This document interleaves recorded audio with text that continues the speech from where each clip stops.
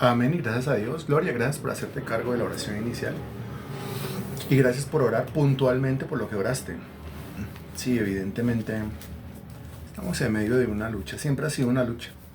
Esto nunca ha sido fácil, siempre ha sido una lucha y a veces esa lucha es más notoria, más visible, más clara, como en este momento.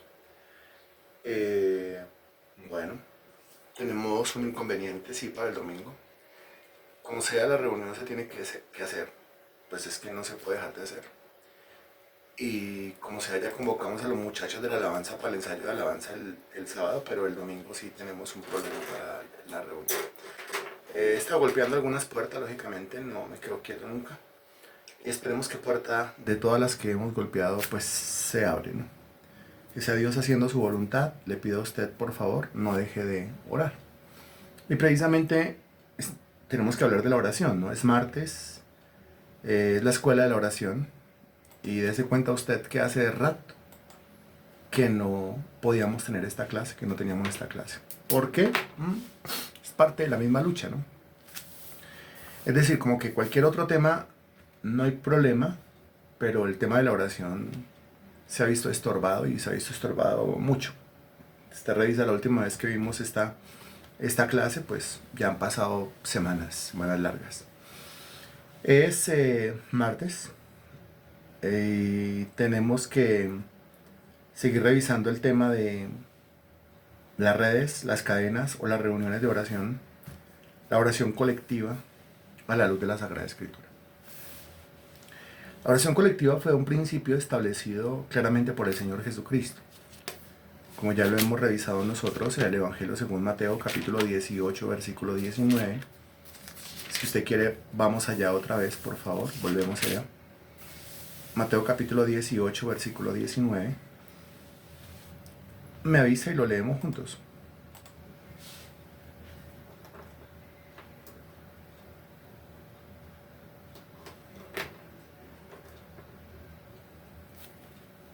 Hola. Allá.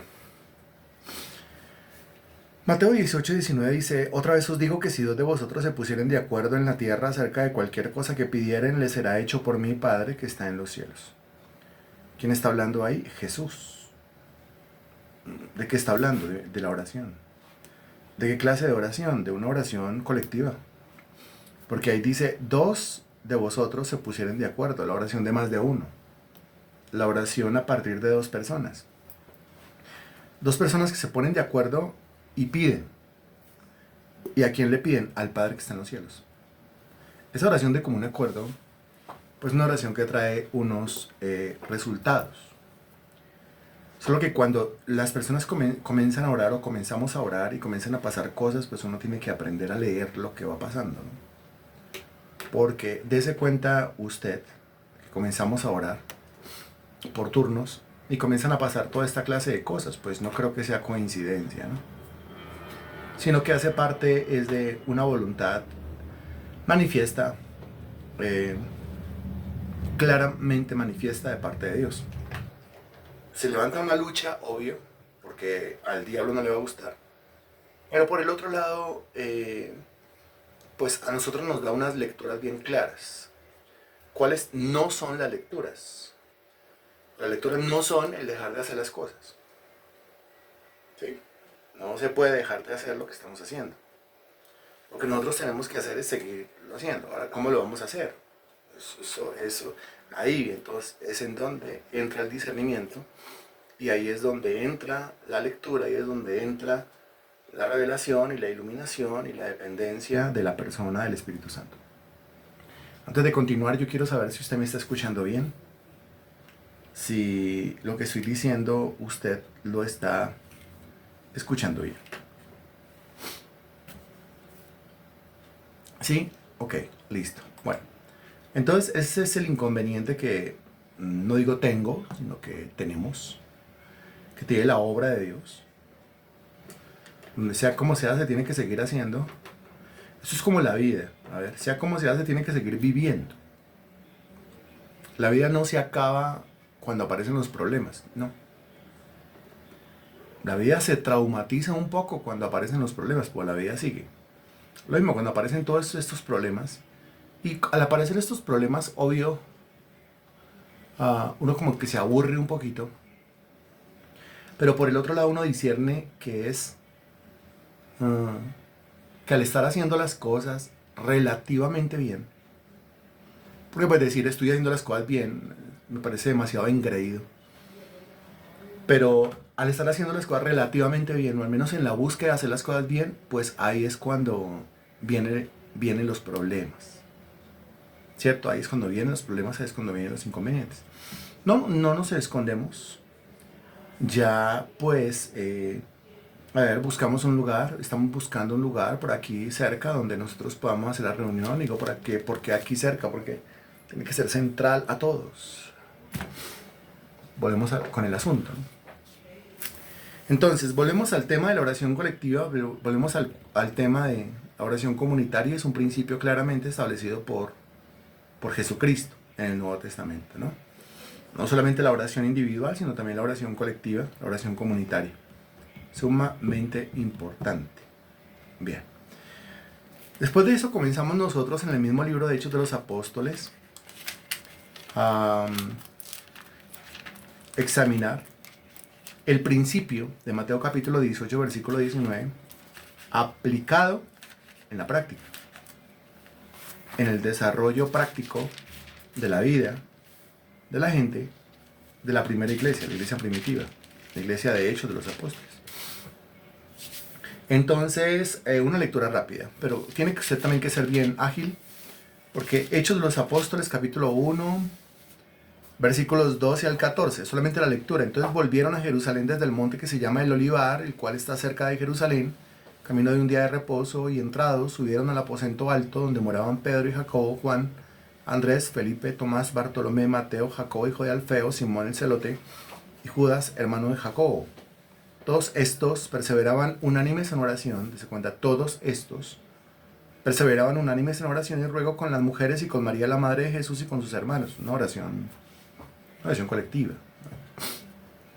Bien, en Hechos 1, en mismo Hechos 1, el versículo, eso va hasta el versículo 24 y 25. Orando dijeron, tú Señor que conoces los corazones de todos, muestra cuál de estos dos has escogido para que tome la parte de este ministerio de apostolado de que cayó Judas por transgresión para irse a su propio lugar. La oración buscando la dirección para elegir al sucesor de Judas. En Hechos 2, versículo 42 dice, y perseveraban en la doctrina de los apóstoles, en la comunión unos con otros, en el partimiento del pan y en las oraciones. En Hechos capítulo 3, versículo 1, se cuenta la costumbre de los apóstoles. Pedro y Juan subían juntos al templo, juntos, a la hora novena, la de la oración. A la hora novena, la de la oración. En Hechos capítulo 4,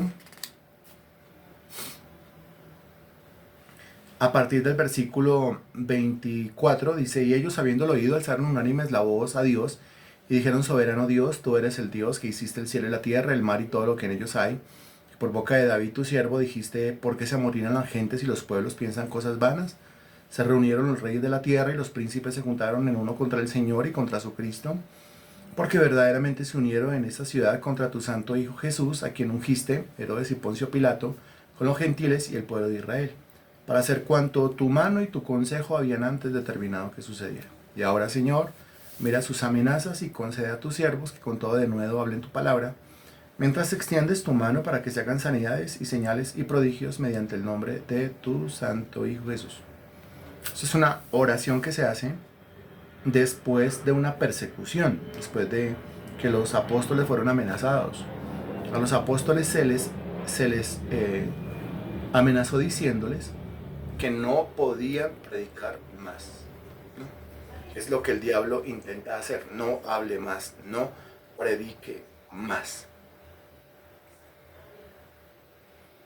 Eso es exactamente lo que dice Hechos de los Apóstoles, capítulo 4, versículo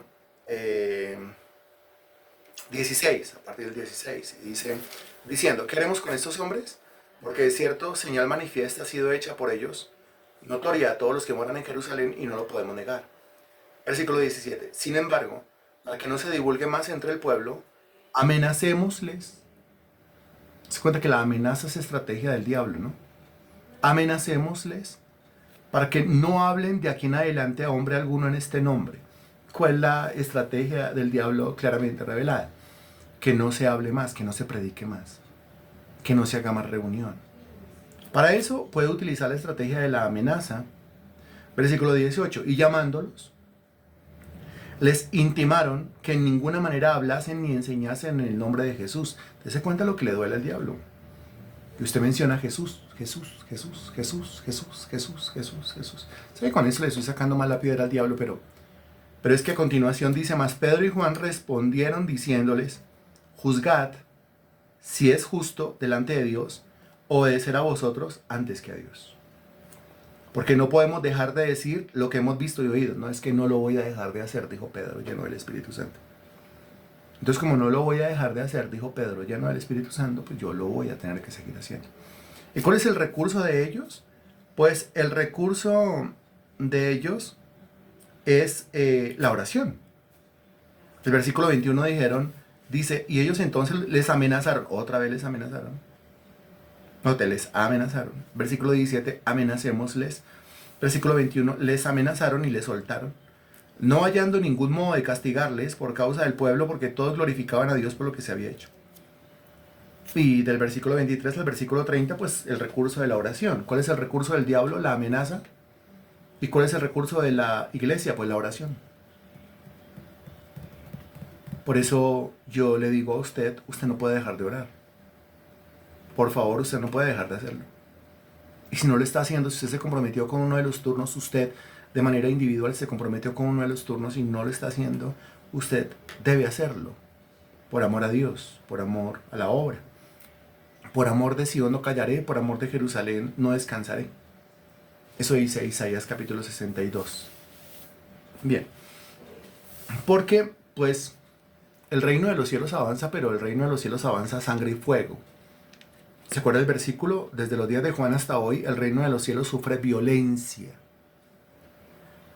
Y los violentos lo arrebatan. Aquí hay que ser más violentos que el mismo diablo. Más violentos que el mismo Satanás. No se puede de otra manera. Hay que violentar el reino de las tinieblas con mayor fuerza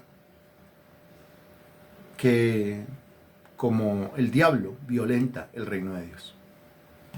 Son atentados contra el reino de Dios. Bueno, pues todo atentado tiene una retaliación, ¿no es cierto? Entonces hay que atacar. ¿Y cómo atacamos? Pues atacamos con la oración nosotros. Atacamos con la intercesión nosotros y no podemos dejar de hacerlo. Así es. En Hechos de los Apóstoles, capítulo 6, versículo 4, dice, nosotros persistiremos en la oración y en el ministerio de la palabra. Note el nosotros. Y está vinculado a lo que es el tema de la oración. En Hechos de los Apóstoles, capítulo 12, versículo 5, aquí yo no estoy enseñando nada nuevo, no solamente estamos haciendo una lectura como para recordar. Dice, así que Pedro estaba custodiado en la cárcel, pero la iglesia hacía sin cesar oración a Dios por él. Note, Pedro estaba custodiado en la cárcel, porque otra estrategia del diablo es la cárcel. Entiéndase cárcel como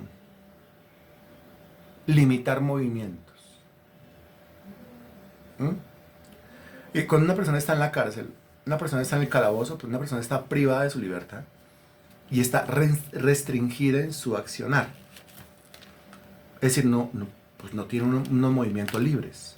Apenas no se puede mover, exactamente, Marta León.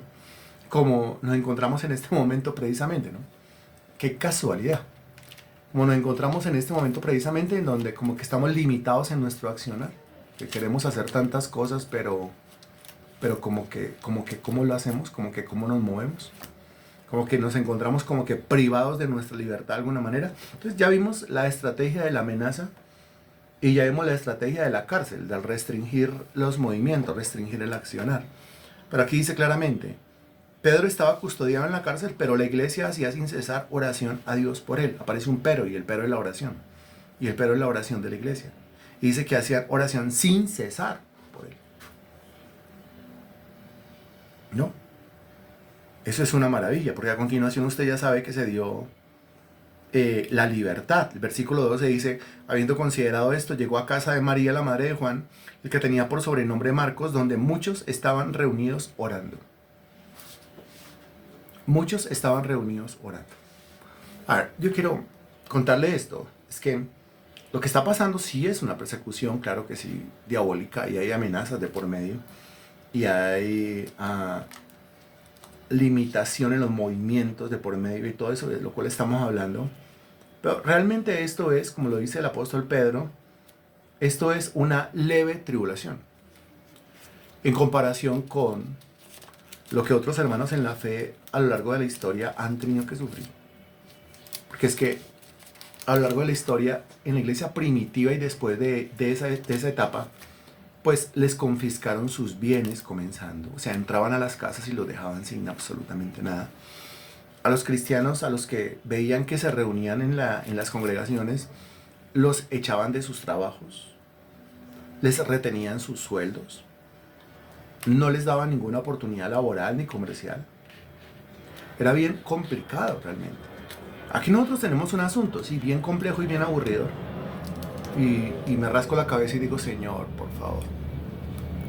Porque es que dice uno y es lo peor que uno puede hacer, dice uno, pero aquí yo, y la respuesta está clara, pero yo aquí, ¿a quién le estoy haciendo mal? Pues ¿a quién será?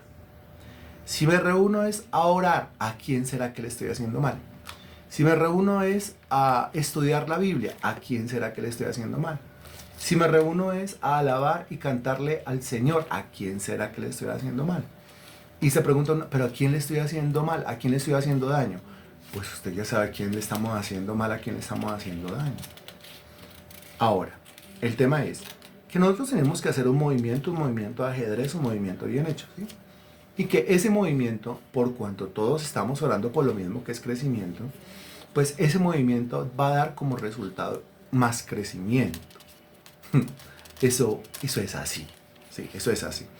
¿Por qué lo digo? Porque basada mi cabeza en Hechos de los Apóstoles, cada vez que el diablo intentó, por ejemplo en Jerusalén, amenazar, encarcelar, perseguir, matar a los cristianos, acuérdese usted, el mártir, Esteban, el mártir, o sea, hasta matarlo a uno por eso, sí. Pero eso dio como resultado que la iglesia salió de Jerusalén y comenzó a esparcirse por toda la tierra. Eso es algo que se repite y se repite y se repite y se repite. Y al diablo no le ha funcionado nunca. Sin embargo, no cambia de estrategia. Ahora, lo hace para tortolar, lo hace para asustar, lo hace para intimidar, ¿sí? Lo hace para aburrirlo a uno, para estresarlo a uno, para ponerlo cabezón. Pero al final de cuentas es que la obra es de Dios, la obra no es del hombre, la obra no es de Freddy, la obra no es suya, no es mía, no es nuestra. La obra es de Dios. Lo que usted y yo hacemos es tener mucho celo por la casa de Dios. Y al tener mucho celo por la casa de Dios, pues tenemos que cuidarla. Y lo que es con la casa de Dios, pues es con nosotros. Tiene que seguir siendo una casa de oración. Y el incienso se tiene que desprender continuamente de esta casa. Y cuidarla en todo sentido. De modo que lo que es con la obra de Dios, es con el pueblo de Dios que se beneficia de la obra de Dios. Pero tenemos que seguir, tenemos que avanzar. Tenemos que perseverar, persistir. Dese cuenta, en el versículo 12 dice, donde muchos estaban reunidos orando. Y dice que era una casa.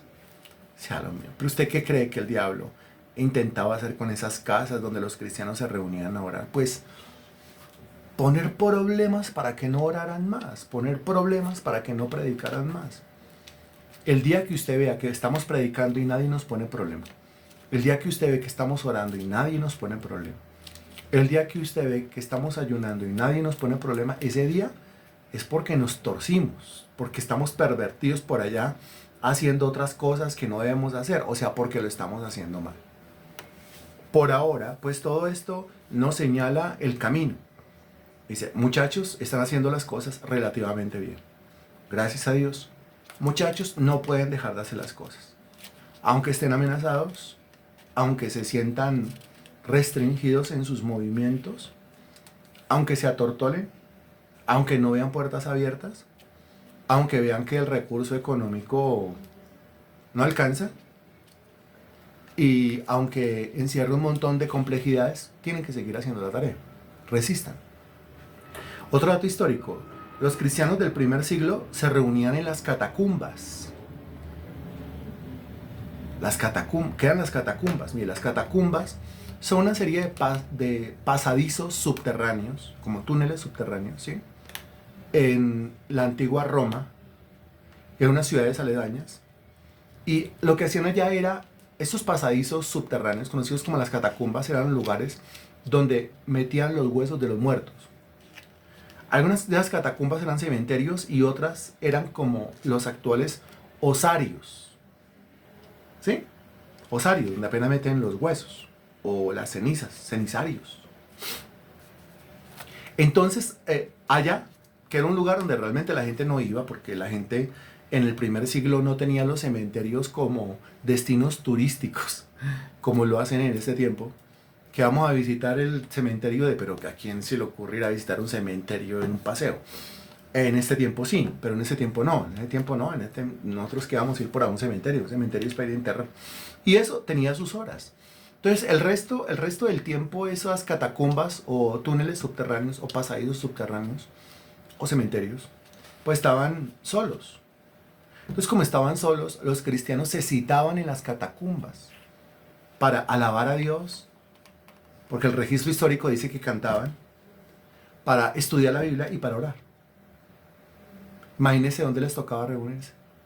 Porque si los pillaban por ahí, en la calle, o en algún lugar público, puerta abierta, o escuchaban que en una casa, pues entraban los soldados romanos y eso le golpeaban a todo el mundo y encarcelaban a todo el mundo, y al que estaba muy bravito, pues hasta lo mataban ahí mismo. Y estaban autorizados por el gobierno. Entonces, pues les tocaba durísimo. Imagínense sentados en dónde, sentados en un cráneo, o en una piedra, o en un hueso, o en lo que se encontraran por ahí. Realmente en algunos de los pasadizos no había cómo caminar erguido, o sea, bien parado, ¿no? Les tocaba a la gente caminar como encorvados, como agachaditos. Tú imagines el culto tan difícil, reunirse tan difícil.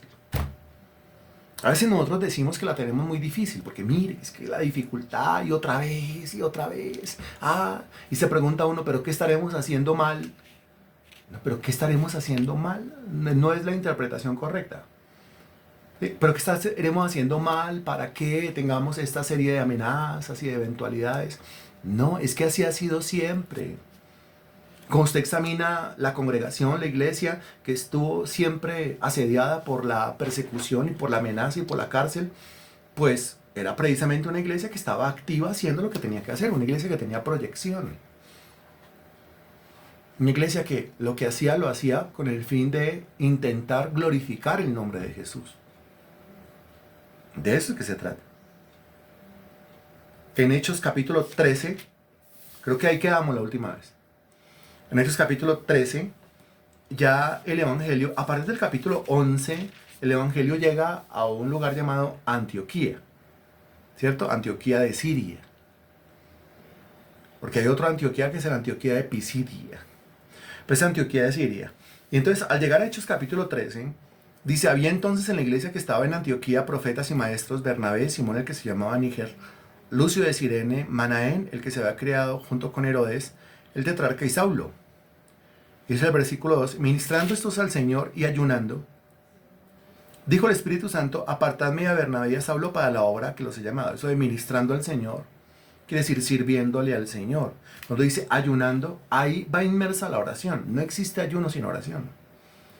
Y el versículo 3 dice, entonces, habiendo ayunado y orado, dése cuenta que es así, y orado, les impusieron las manos y los despidieron. Aquí estamos hablando de una iglesia que se desprende de la primera iglesia, ¿no? Esta es la iglesia de Antioquía que se desprende de la iglesia de Jerusalén. Se puede decir que la iglesia de Antioquía es hija de la iglesia de Jerusalén, sí. Esta iglesia de Antioquía, digamos que como que va aprendiendo, va recogiendo toda la experiencia de la iglesia de Jerusalén y va aprendiendo esa experiencia y va haciendo las cosas y las va haciendo muy bien. Entiende el principio, recoge el principio de la iglesia de Jerusalén. ¿Cuál es el principio? Uno de los principios, de los más importantes, la oración colectiva. ¿Y qué hace la de Antioquía? Ora de manera colectiva. Es así.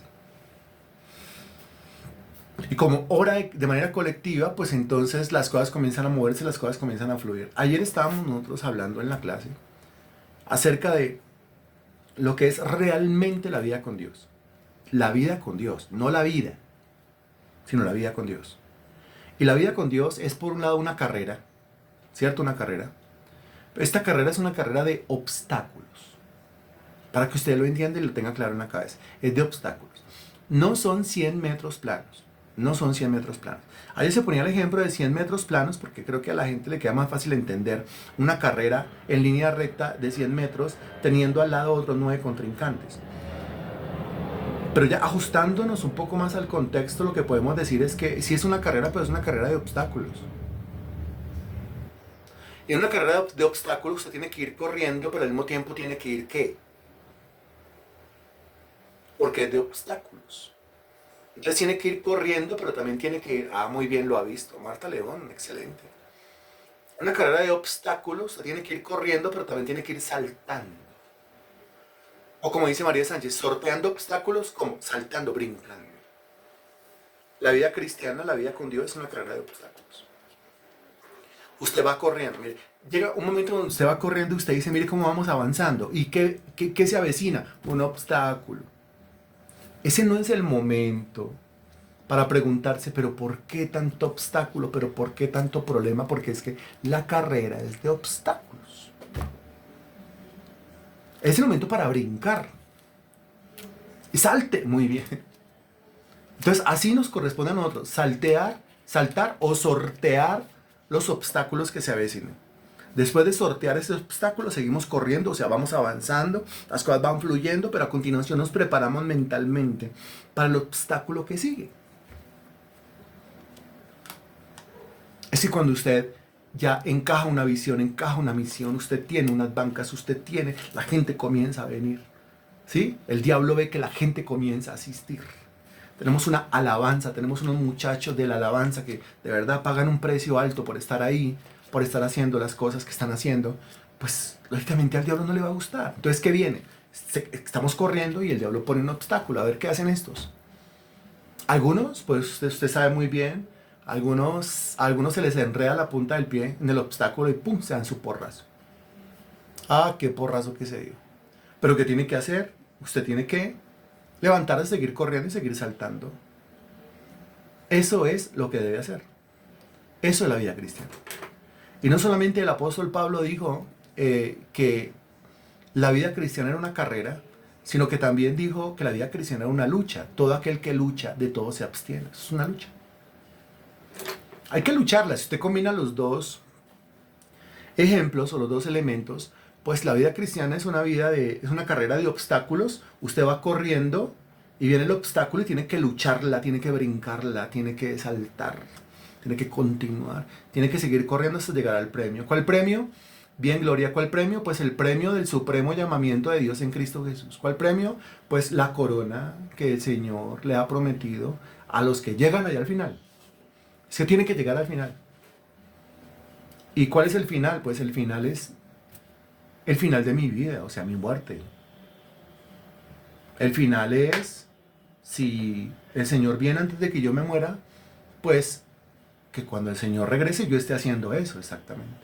O corriendo, o brincando obstáculos, o luchando. Eso es.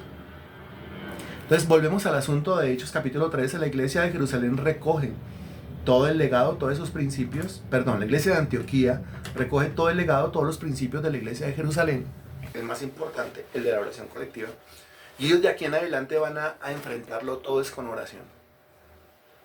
En Hechos de los Apóstoles, déjenme revisar primero el versículo, por favor.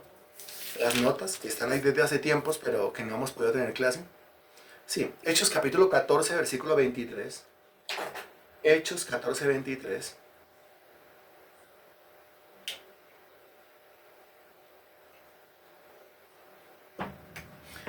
Bien, desde el versículo 21 voy a leer para que podamos entender. Y después de anunciar el Evangelio a aquella ciudad y de hacer muchos discípulos, volvieron a Listra, a Iconio y a Antioquía, confirmando los ánimos de los discípulos, exhortándoles a que permanecieran en la fe y diciéndoles, es necesario que a través de muchas tribulaciones entremos en el reino de Dios. Dese cuenta.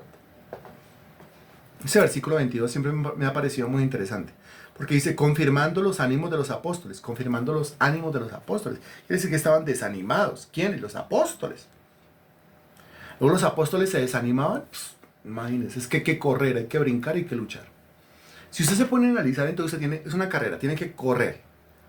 Viene el obstáculo, tiene que brincar. Pero en la medida en que usted corre, haga de cuenta que hay unos soldados o unos guerreros contra los cuales usted tiene que pelear. Usted tiene que ir corriendo, usted tiene que ir peleando y tiene que ir brincando. ¿Qué tan fácil es eso? Corriendo, brincando y peleando. Eso sería muy bueno como para un sermón, ¿no? Un título de sermón. Título de sermón que se llame Corriendo, brincando y peleando.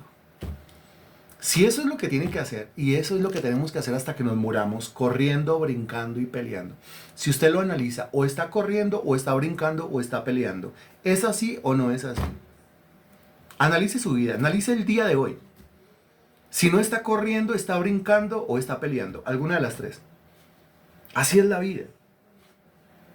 Vicisitudes, eventualidades, cosas que pasan, cosas que ocurren, que quieren frenar el caminar de uno. Hemos pasado las últimas semanas colapsados en la salud, enfermedad, casi que sin voz, con una tos terrible, tomando de todos los remedios habidos y por haber, cuidándose uno mucho, pero la tos persiste, la enfermedad persiste. Pasan muchísimas cosas. Cuando uno está en esa tarea, pues uno quiere que la gente se congregue, pero el diablo por su lado hace lo suyo. Entonces le pone trabas al uno, al otro, al uno, al otro, al uno, al otro. Y cuando llega el momento de la reunión, pues no está ni siquiera la mitad de los que se congregan. Después de uno dice el gran esfuerzo que uno hace para poder mantener la tarea hecha, ¿sí? Que si estamos nosotros al mismo tiempo trabajando en lo secular, ordeñando vacas o fabricando tiendas, como le tocaba al apóstol Pablo, recuerde usted, para poder sostener también la obra y su propia vida, eso es principio bíblico, pues uno dice, qué gran esfuerzo que se está haciendo, ¿no? Y qué bueno, o sea, como algunos individuos que solamente viven de lo que recogen los domingos en términos de ofrendas, y después pues se pierden durante toda la semana y vuelven a aparecer el domingo, pero no es el caso nuestro. Es una familia laboriosa realmente, una familia trabajadora, familia esforzada, una familia y con mucho esfuerzo gana el sustento. Y es con mucho esfuerzo, realmente. Solamente les comento por encima, pero si lo vieran a uno en acción y vieran a toda la familia en acción, dirían, Dios mío, ¿y de dónde les queda energía, dónde les queda fuerza? Como para después seguir sirviendo, después seguir predicando. Bueno, digamos que es un mini legado que se quiere dejar.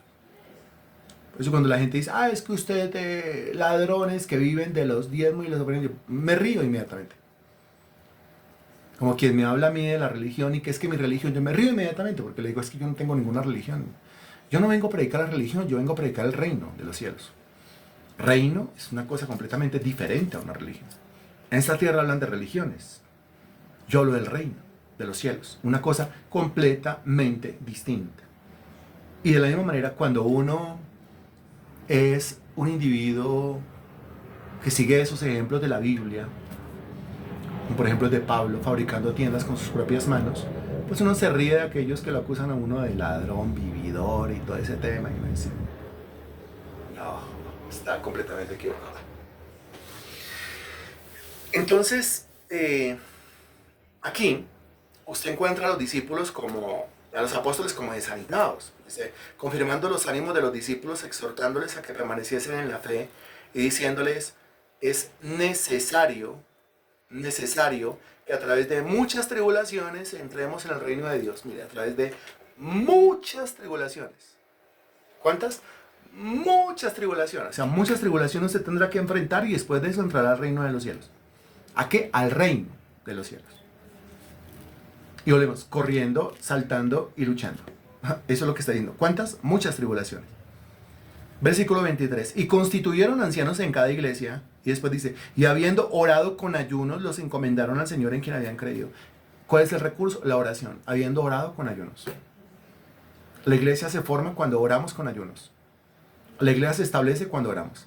Usted se da cuenta que la demora es que el Señor nos dijera a nosotros en ese ayuno, ustedes en esta fase lo que tienen que hacer es establecer iglesia.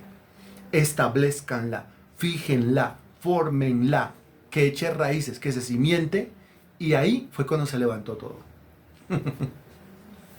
Como Dios diciendo, cimienten, enraícense en ese lugar, establezcanse, establezcan la obra, y por el otro lado,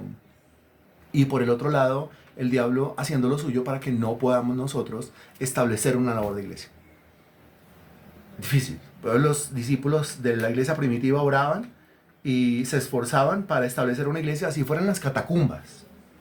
Pero hay que hacerlo. Hechos, capítulo 16, versículo 13. Me avisa cuando ya, por favor. En Hechos, capítulo 16, versículo 13. Ya, dice, y un día de reposo salimos fuera de la puerta, junto al río, donde solía hacerse la oración. Junto al río donde solía hacerse la oración. Solía hacerse la oración. ¿Qué entiende usted por donde solía hacerse la oración? Allí solía hacerse la oración. ¿Sí? O donde suele hacerse la oración. Eso, María Sánchez, pues que la hacían siempre ahí. O sea, habían fijado una reunión de oración. Habían fijado una reunión de oración. Como habían fijado una reunión de oración, pues entonces dice el apóstol Pablo contando la experiencia, y un día de reposo salimos fuera de la puerta junto al río donde solía hacerse la oración, y sentándonos hablamos a las mujeres que se habían reunido. Hablamos a las mujeres. Y sí. Y con mucho respeto a los varones que estamos aquí, pero dése cuenta que cuando se habla de reuniones de oración, las que llevan el liderazgo, las que llevan la batuta en esas reuniones de oración siempre son las mujeres. Si usted me permite ahondar más en el tema, entonces, como son las mujeres las que siempre llevan el liderazgo, la iniciativa, la batuta en las reuniones de intercesión, eso quiere decir que, como la iglesia depende de la intercesión, entonces, en ese sentido, la iglesia depende de las mujeres. ¿Dese cuenta la importancia de las mujeres en una congregación? Pero la importancia de las mujeres que entienden el principio. No quiere decir que los hombres no oramos. Tenemos que hacerlo. Por supuesto. Es que usted cuente en esta reunión, donde no hay muchos reunidos. Pero cuente cuántos hombres hay, cuente cuántas mujeres hay. ¿Sí? Y se va a dar cuenta usted. Ahora, si usted hace cuentas de la congregación, pues va a llegar a la misma conclusión. ¿Y cuál sería la misma conclusión? Pues la conclusión sería que hay más mujeres que hombres. Bueno, cuando la mujer entiende el principio, la base del crecimiento de una iglesia es la oración, y son las mujeres las que oran, pues entonces en ese sentido la iglesia depende de las mujeres. ¿Sí? Que es que en Hechos de los Apóstoles, los que están de misioneros son los hombres, porque uno ve misionero a Pablo, a Bernabé, a Silas, a Lucas, a Timoteo, a Tito, y todos ellos son hombres, ¿sí? Pero ¿quiénes los sostenían con su intercesión? Las mujeres. ¿Y quiénes los sostenían con su aporte económico? Las mujeres. Si las mujeres no interceden y las mujeres no aportan económicamente, y con esto no estoy diciendo que a los hombres no les corresponde orar y que a los hombres no les corresponde ofrendar, no. Lo que estoy diciendo es que las mujeres tienen eso más desarrollado. Para algunas mujeres eso es más fácil, eso es más lógico. Sin esa intercesión de las mujeres, pues no hubiese habido primer viaje misionero, ni segundo viaje misionero, ni tercer viaje misionero, ni expansión de la iglesia, ni nada. Siempre uno ve a esos personajes que son los visibles en el relato bíblico, ¿no? Y dice, uy, mira a Pablo, para acá, para allá, para acá, para allá. Sí, pero ¿y las mujeres que están orando detrás de bambalinas qué? son las que lo sostienen todo. Entonces, un día de reposo salimos fuera de la puerta junto al río donde solía hacerse la oración y sentándonos hablamos a las mujeres que se habían reunido. Entonces una mujer llamada Lidia, vendedora de púrpura de la ciudad de Tiatira, que adoraba a Dios, estaba oyendo y el Señor abrió el corazón de ella para que estuviese atenta a lo que Pablo decía. Y cuando fue bautizada y su familia nos rogó diciendo, si habéis juzgado que yo sea fiel al Señor, entrad en mi casa y posad, y nos obligó a quedarnos. Qué impresionante. Porque es que resulta que la primera convertida en Europa, esto ya es el segundo viaje misionero, ¿no? La primera convertida en Europa, en el segundo viaje misionero, fue una mujer llamada Lidia. Y es en esa casa de Lidia, después de su conversión, donde se origina la primera iglesia europea. Y Lidia era una mujer consagrada ¿a qué? Como usted se puede dar cuenta en el versículo 13, porque está en el grupo de los del versículo 13. Lidia era una persona consagrada ¿a qué?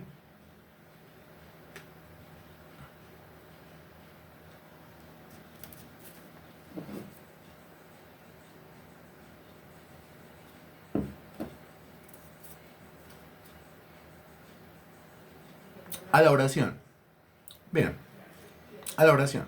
Ahora, se cuenta que el versículo 12 menciona a Filipos, de allá a Filipos. ¿Dónde están en Filipos? Filipos es la primera ciudad europea que ellos visitaron en el segundo viaje misionero. Y no solamente Filipos es la primera ciudad, sino que Lidia es la primera convertida en Filipos. O sea, Lidia es la primera convertida de Europa. Y la primera convertida de Europa era una mujer consagrada a la oración. Ahí ya está marcado el principio. Si usted lo discierne, ahí ya está marcado el principio. El principio es que si vamos a iniciar una labor en Europa, tiene que ser sí o sí a punta de intercesión, a punta de oración. O si no, no lo vamos a poder hacer. Por eso, cuando el apóstol Pablo llega a Filipos, el apóstol Pablo y su equipo llega a Filipos, el apóstol Pablo va a buscar gente, pero la gente que está junto al río. O sea, el apóstol Pablo va a buscar gente, ahí está, ¿gente de qué? Porque si no se hace con esa gente, no se puede hacer. Por eso se va al río. Él se averigua, hágame un favor, por aquí, ¿dónde? No, yo sé que junto al río, mire, ahora, ¿dónde? Junto al río. ¿Pero por qué junto al río? Los ríos no quedan ahí cerquita a la casa, no, los ríos quedan allá lejos. Pero es que es de la única manera como la sociedad no va a fregar cuando una congregación se reúne a orar. Que como al diablo le duele tanto la oración, como al diablo le duele tanto el ayuno, como al diablo le duele tanto la alabanza, como al diablo le duele tanto la predicación, entonces a esta gente, mientras que a unos les tocaba en las catacumbas, a esto les tocaba por allá al lado del río. Y muy seguramente camufladamente. Porque si están junto al río y eran mujeres, muy seguramente ¿qué iban a hacer al río? Mujeres que iban al río. Muy seguramente ¿qué iban a hacer al río? Estoy hablando de camufladamente. Muy seguramente ¿qué iban a hacer? No, camufladamente. No, exactamente Marta León, a lavar ropa. Muy bien Magda Xiomara, a lavar ropa. Se ponían cita para lavar ropa. Ah, sí, cómo no. Y claro, lavaban ropa. Pero usted sabe que en esa cita que se ponían junto al río para lavar ropa, esa cita, aparte que tenían que lavar ropa, pero esa cita era la excusa para reunirse a orar. ¿Cómo le parece? Les tocaba camufladamente, porque como al diablo no le gusta.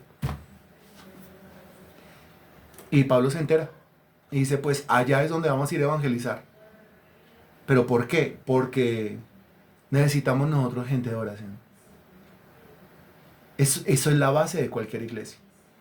La iglesia de Filipos, la iglesia de Europa, comenzó en oración. Como usted se puede dar cuenta. Estoy en Hechos capítulo 16. ¿Cierto? Ok. Versículo 16 dice: Aconteció que mientras íbamos a la oración, otra vez mientras íbamos a la oración, mire, el versículo 13 dice, un día de reposo salimos fuera de la puerta junto al río donde solía hacerse la oración.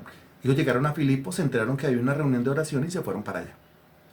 Versículo 16, aconteció que mientras íbamos a la oración, o sea que ya tomaron esa reunión de oración como una reunión a la cual acostumbraban a ir. La reunión de oración. Y con estas mujeres y allá evangelizamos, y allá oramos, intercedemos, y así nació la iglesia. Dice cuenta, versículo 13. Pablo y su equipo llegan a Filipos y buscan la reunión de oración. Versículo 16, siguen participando en la reunión de oración. La base es la oración. Aconteció que mientras íbamos a la oración, nos salió al encuentro una muchacha que tenía espíritu de adivinación. Aquí ya está clarísimo, ¿no? ¿Cuándo? Mientras íbamos a la reunión de oración. Le salió al encuentro que una muchacha que tenía un espíritu de adivinación. Aquí la Reina Valera lo traduce muy como no sé, como poéticamente, como sosamente, ¿no? Y cuando dice que tenía un espíritu de adivinación, ¿qué tenía dentro? ¿Sí? Cuando dice, tiene un espíritu de adivinación, pero ¿qué es un espíritu? Un demonio. Muy bien, Marta, tiene un demonio. Ellos van a la reunión de oración y les sale al encuentro una muchacha que tiene un demonio adentro. O sea, ¿quién se les atraviesa para que ellos no puedan ir a la reunión de oración? ¿Sí se da cuenta? ¿Quién se les atraviesa para que ellos no puedan seguir haciendo la tarea? Para que no establezcan una iglesia. El diablo. ¿Y utiliza a quién? A una muchacha. Como aquí. ¿Utiliza a quién? A la dueña propietaria de un inmueble. Ahí lo tiene clarito. Y usted ya sabe el resto, ¿no? Pues Pablo enfrenta al demonio, lo expulsa. Y eso trae muchos más problemas, porque es que como ese espíritu de adivinación era la fuente de ganancia de los dueños de la muchacha que dice que la tenían esclavizada, al enterarse que la mujer ya no podía adivinar, pues se les acabó el negocio. Y cuando preguntaron, ¿pero quién expulsó el demonio? Dijeron que era Pablo. Y dijeron que es que Pablo iba por ahí con las mujeres a una reunión de oración, así que eso se armó el problema más tenaz. Ay. Entonces voy corriendo, saltando y luchando. Pero ¿cuál es la idea? Seguirlo haciendo y no dejarlo de hacer. Algunos dicen, yo no predico para no tener problemas con el diablo. Yo no oro para no tener problemas con el diablo. Yo no ayuno para no tener problemas con el diablo.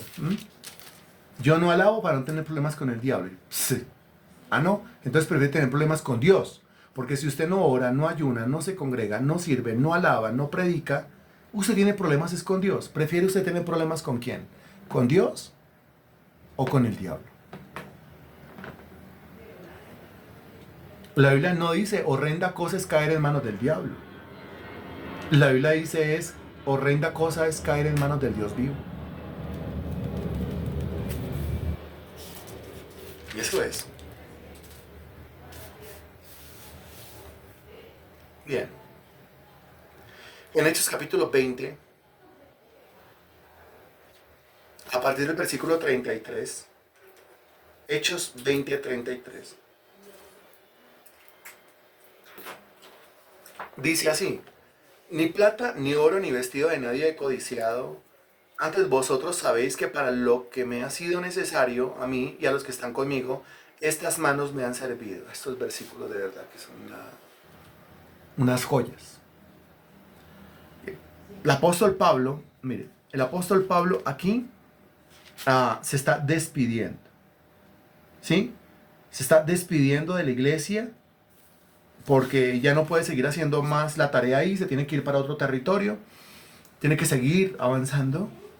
Entonces, lo que dice es, ni plata, ni oro, ni vestido de nadie he codiciado. O sea, pone como testigo a toda la iglesia, o a quien le he como robado, o engañado,